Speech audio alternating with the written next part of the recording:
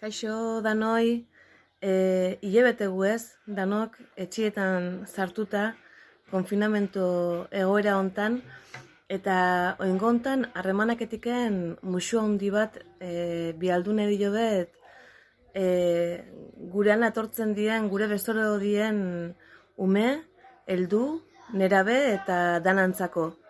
Eta, esan bideo txiki batzuk egala prestatzen, aurrentzat, helduentzat, hezkuntza mailan, jungo ganak pixkanaka argitaratzen. Eta, hoxe, nahi nizuen zuei musu handi bat emati, eta esati edanok txapeldun batzu zatela, eta gu zuen ondun gaudela. Egoera berri hontan, telematikoki. Musu handi bat, agur.